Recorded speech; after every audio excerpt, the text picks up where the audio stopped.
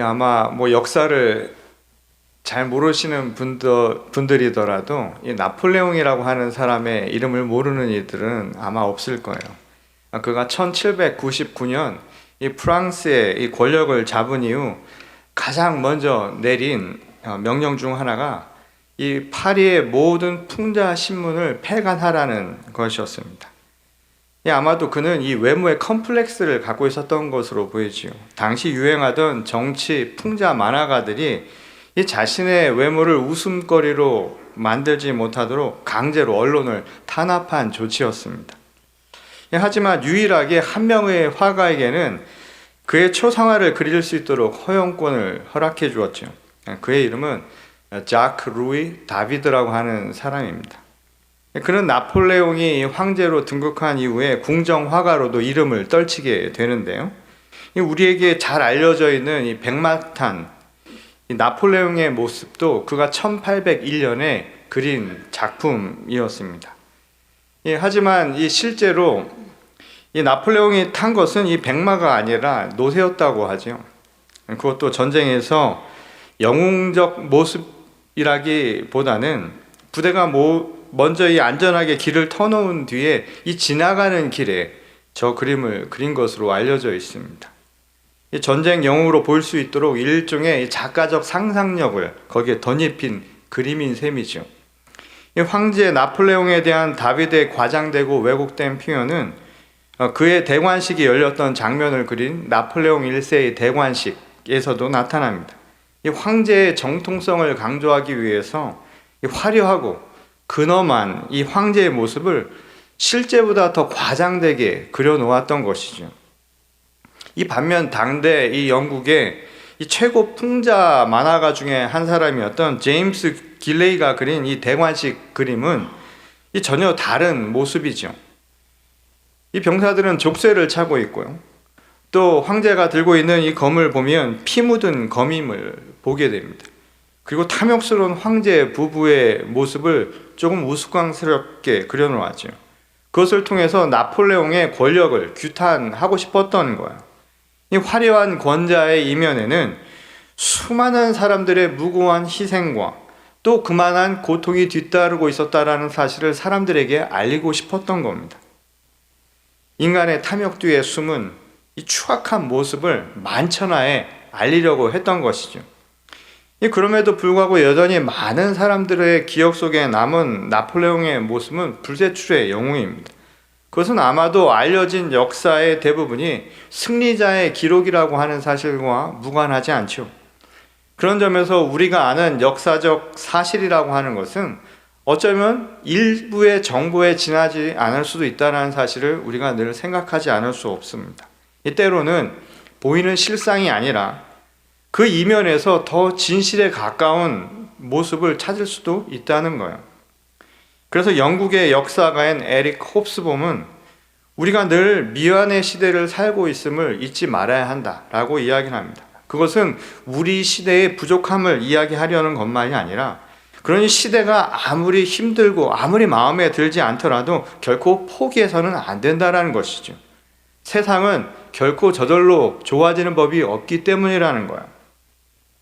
그것은 오늘 본문 말씀처럼 유다의 화려한 성전을 바라보는 두 개의 서로 다른 시선에서도 찾을 수 있는 모습입니다. 주전 587년 이 바빌론에 의해서 솔로몬의 성전이 완전히 파괴가 되죠. 그리고 유대 민족은 참회하며 성전의 재건을 늘 꿈꾸며 살았습니다. 왜냐하면 그들이 성전이 무너진 것은 하나님에 대한 자신들의 불충으로 인해서 나타난 것이고 자신들의 죄로 인해서 나라를 잃어버리고 민족의 정체성을 상실하게 되었다라고 하는 통해가 그들 가운데 남아있었기 때문이죠. 예루살렘 성전은 유대 민족에게 이 하나님과의 언약을 확증해주는 일종의 선물과 같은 것이었습니다. 곧 그들이 하나님의 언약, 구원의 약속을 받은 선민이라고 하는 정체성을 나타내주는 중요한 증거였던 셈이었죠. 이 페르시아 고레스 왕의 칙령에 의해서 이 바벨론 포로 생활을 마치고 돌아온 유대 사람들이 그래서 가장 먼저 한 일도 성전을 다시 재건축하는 일이었습니다. 그렇게 해서 주전 516년에 드디어 성전을 완공해서 하나님께 다시 한번 봉헌을 드리죠. 이를 지켜보던 많은 유대 민족들은 아마 그런 생각을 했을 거예요. 이제 하나님과의 관계가 다시 회복되었다. 그러니 더 이상 나라를 잃어버리고 민족의 정체성을 상실하는 일은 벌어지지 않을 것이다 라고 믿었을 것이다. 그런데 그것은 여전히 그들의 생각에 머물렀죠. 그들의 바람에 머물렀다는 겁니다. 왜냐하면 그것은 그 이후에 나타난 역사가 증명해주고 있지요. 그럼에도 불구하고 성전에 대한 그들의 기대와 또 그들의 욕망은 거기서 멈추지를 않았습니다. 결국 헤롯 대왕 시기에 다시 성전이 증축이 되지요. 예수님 당시에는 그래서 더 웅장하고 더 화려한 모습을 자랑하고 있었던 거예요. 사실 그것도 이민족 출신인 헤롯 대왕이 이 자신의 정치적 명분을 정당화시키려고 한 일이었죠. 그것을 통해서 유대인들의 환심을 사려고 성전을 더 증축했던 것입니다. 바로 그런 성전 앞에서 오늘 예수께서 말씀하셨던 거예요. 이제 저기에 있는 돌 무더기에 한 개도 남기지 않고 다 무너져 버릴 것이다. 그런 예언의 말씀을 하신 것입니다. 그것은 유대인들의 기대와는 너무 다른 것이었죠. 그들의 기대를 완전히 산산조각 내버리는 아주 거친 발언에 가까운 말씀이었던 겁니다. 왜 이토록 예수님은 유대 민족의 그 염원이 담겨져 있고 그들의 갈망이 담겨져 있는 또 그들의 정체성이라고 말하는 성전을 그렇게 거칠게 몰아붙였던 것일까요? 그것은 예수께서 유대의 기존의 관점과는 다른 시선으로 성전을 바라보고 계셨다는 것을 우리에게 알려주고 있죠. 그리고 그 단서가 될 만한 이유를 우리는 오늘 이사야의 선포를 통해서도 찾아볼 수 있습니다. 이사야가 선포한 것처럼 예수님은 이 성전을 새롭게 창조되어야 할, 다시 말해서 재건축되어야 할, 무너져 버리고 다시 지어야 할 대상으로 생각하셨다는 겁니다. 그것은 당시 대부분의 유대인들의 시선과는 너무나 달랐죠. 왜냐하면 그들은 성전의 외면에 너무 집착하고 있었기 때문입니다. 이 보이는 성전을 통해서 그들은 하나님과의 언약이 확증됐다라고 스스로 믿고 말았던 거예요. 이 보이는 것을 통해서 그들은 안다고 생각을 했고 그 아는 것이 자신들이 믿고 있다라고 하는 것을 확증시켜주는 결과요, 증거라고 그들은 착각하고 있었던 겁니다. 아예 성전을 통해서 구원을 받을 수 있다. 성전이 곧 자신들에게는 구원의 통로라고 그들은 믿고 있었던 거예요. 그것은 멀리서라도 바라보면서 이 하나님의 은혜를 간절하게 느끼고자 하는 그런 신앙과는 좀 다른 성질의 것이죠. 성전을 쳐다보고 그리고 하루에 몇 번이라도 시간을 다해서 성전에 오르려고 하는 사람들의 간절한 마음, 그것은 어쩌면 거룩한 신앙생활의 일부라고 말할 수 있습니다. 그런데 문제는 이 내면의 변화 없이 그저 표정만을 구하려는 그 신앙, 그것이 바로 문제라는 거예요. 영적 불일치가 당시 유대인들이 가지고 있었던 가장 큰 신앙의 문제였던 겁니다. 속은 텅 비어 있는데 이 겉으로만 거룩한 채 하는 말 그대로 껍데기 신앙에 머물러 있었던 것이죠. 예수께서 그래서 사람들을 향하여 외식하는 자들이라고 말했던 이유도 바로 거기에 있는 겁니다. 속은 비어 있는데 겉만 번들어한 모습이었다는 거예요. 그것은 바로 정작 있어야 할 세상을 구원할 빛을 잃었기 때문이라는 겁니다. 하나님의 말씀이요, 살아계신 하나님의 말씀인 그리스도를 받아들이지 않았던 그들의 삶, 그것이 바로 껍데기와 같은 신앙이었다는 거예요. 밝혀야 할 빛은 바로 우리 안에 있어야 하는데 그들은 그저 성전을 비추는 것에만 머물러 있었다는 겁니다. 형식적인 신앙에 빠져 있었다는 거예요. 그것은 급기야 이러한 사람들의 연약한 심리를 악용하는 사태까지 만들고 말았죠. 이 성전을 이익의 도구로 삼은 겁니다. 이 성전에 모든 것이 있다고 믿는 사람들의 그 심리적인 상황들을 악용하는 상황이 벌어진 것이죠. 더 이상 성전이 이사야가 예언한 것처럼 모두의 기쁨이 되지도 않고 즐거움의 대상이 되지도 못한 증거라는 거예요. 오히려 하나님의 집이 되어야 할 성전이 통곡의 집으로 변해버린 상황이었던 겁니다. 실제로 주 70년경에 이 로마의 장군인 티투스에 의해서 예루살렘 성전이 다시 완전히 무너져 버리죠. 지금은 서쪽 벽만 초라하게 남게 되었습니다. 그것을 우리는 지금도 통곡의 벽이라고 부르지 않습니까? 비극적 상황이 다시 한번 반복이 된 거예요. 그것은 이사야가 선포한 것처럼 더 이상 우는 소리도 없고 부르짖는 소리도 들리지 않을 것과는 전혀 다른 통곡이 여전히 지금도 반복되고 있다는 사실을 가르쳐주고 있지요. 성전이 제 역할을 못하면서 일어난 일이라는 거예요. 그러니 성전의 도시인 예루살렘이라는 말의 의미가 평화의 성 아닙니까? 더 이상 평화의 땅이 되기 어려운 결과가 어디서 나왔는가를 보여주는 것이죠. 제 손으로 행한 대로 결실을 얻지도 못하고 모든 수고가 헛된 일들이 반복되고 재난을 당하는 일들이 반복이 되면서 미안의 시대가 아니라 오히려 고난의 시대를 모두가 경험해야 했다는 겁니다. 이 백성들의 고열을 짜내고 이 눈물을 흘리게 만들었던 이들에게 성전이 이 자기의 유익을 위한 자기 성장의 발판이 된 결과라는 거예요. 성전 건축물의 외적 화려함을 이 자신의 성공의 증거로 삼았던 사람들, 자신의 치적으로만 생각했던 사람들이 만들어낸 결과라는 겁니다. 그들에게는 성전도 일종의 성공한 삶을 보여주는 이 거칠에 불과했던 것이죠. 하지만 예수님의 눈에 비친 성전은 하나님의 새로운 창조를 이루어가야 할 대상이었던 겁니다. 그러니 그 눈에 보인 건축물은 하나의 돌더미에 지나지 않았던 거예요. 그러니 그것이 무너진다 한들 무슨 문제냐고 지금 예수께서는 우리에게 토로하고 계셨던 겁니다. 그것은 타락한 성전을 향한 사도 바울의 외침을 통해서도 나타나죠. 이 고린도전서 3장 16절에서 17절 말씀을 보면 이 성전에 대한 사도 바울의 새로운 정의를 우리가 볼 수 있습니다. 너희는 너희가 하나님의 성전인 것과 하나님의 성령이 너희 안에 계시는 것을 알지 못하느냐. 누구든지 하나님의 성전을 더럽히면 하나님이 그 사람을 멸하시리라. 하나님의 성전은 거룩하니 너희도 그러하니라. 제 아무리 화려한 이 건축물이라 할지라도 하나님의 영이 계시지 않은 그곳이라면 진정한 성전이 될 수 없다는 거예요. 성전이 거룩한 집이 되는 것은 집 자체가 거룩하기 때문이 아니라 그 안에 계신 분이 거룩하기 때문이라는 거예요.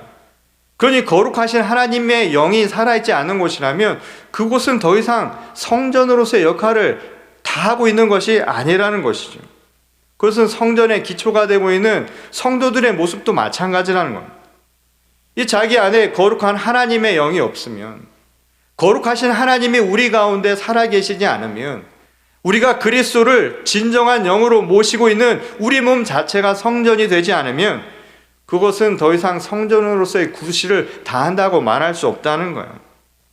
그러니 껍데기 같은 그 돌무더기 차라리 무너뜨려 버리라는 겁니다. 대신에 그리스도를 모시고 새로운 피조물로 거듭나라는 거예요. 그래서 옛것을 버리라고 이야기하는 겁니다. 이전과는 다른 새로운 피조물로 탈바꿈되어야 한다는 거예요. 그것이 바로 새로운 하늘, 새 땅을 열어가는 사람들의 모습이라고 말씀하신 겁니다. 예수께서 새롭게 재창조된 세상을 살아갈 이들을 그래서 우리에게 이렇게 말씀하셨죠. 자기를 부인한 사람이라. 그리고 자기 십자가를 진 사람들이야말로 새 하늘, 새 땅을 열어갈 사람들, 옛것은 버리고 새롭게 변화된 사람들이라고 예수께서는 말씀하셨던 겁니다. 그것이 생기를 잃어버리고 이 메마른 뼈처럼 살아가는 것이 아니라 시냇물에 심긴 나무처럼 영원한 생명을 안고 살아가는 자의 모습이라는 거예요.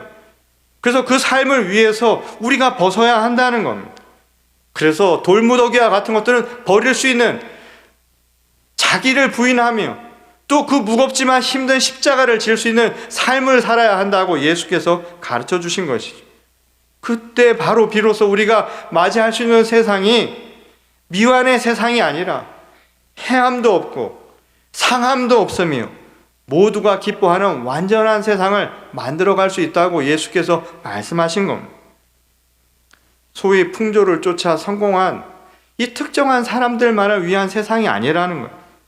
우리 모두가 행복할 수 있는 그런 나라를 바로 우리 모두가 성전으로 변화될 수 있을 때 만들어갈 수 있다고 우리에게 가르쳐 주신 말씀이라는 겁니다.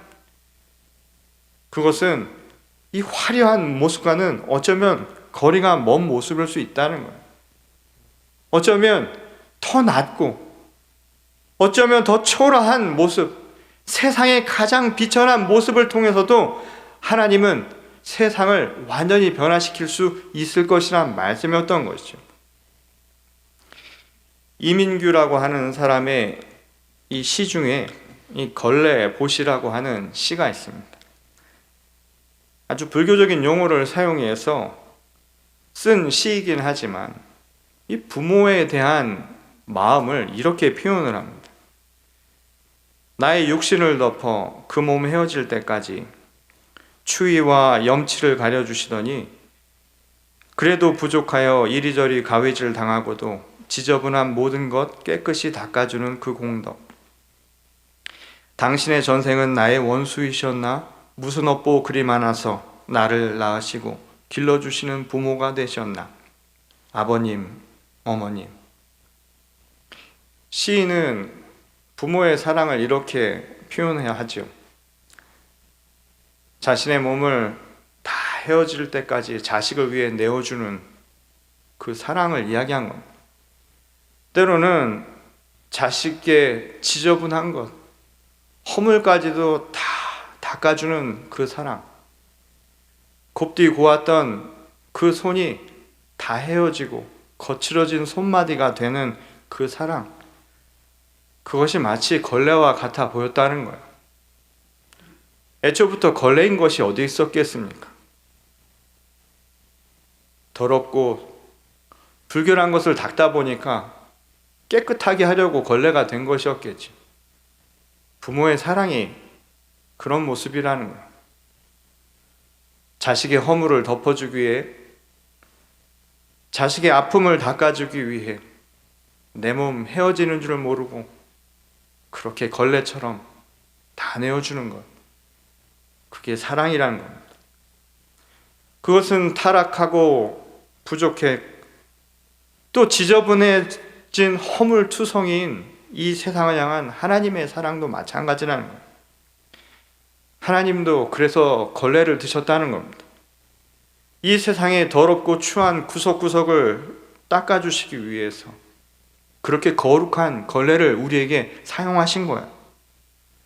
자식을 향해 든 부모의 걸레가 우리를 향한 부모님의 지극한 사랑이었던 것처럼 우리의 허물을 덮어주시기 위해서 우리의 죄를 닦아주셨던 하나님의 거룩한 걸레도 지극한 하나님의 사랑, 바로 그 표현이었다는 거예요. 그것은 화려한 성전이 아니라 아주 추하지만 아주 낮은 것 같지만 바로 그 십자가를 통해서 구원하신 하나님의 능력이었다는 겁니다. 마른 걸레로 닦는 것이 그래서 한계가 있지요. 그래서 부모는 자식을 닦아주기 위해서 눈물로 닦아준다는 거예요. 눈물로 우리들의 허물을 덮어주는 것, 그게 부모님의 사랑이었다는 거예요. 하나님도 구석구석까지 우리의 묵은 때를, 우리의 묵은 죄까지 다 씻어내기 위해서 물기 먹은 걸레를 사용했다는 겁니다.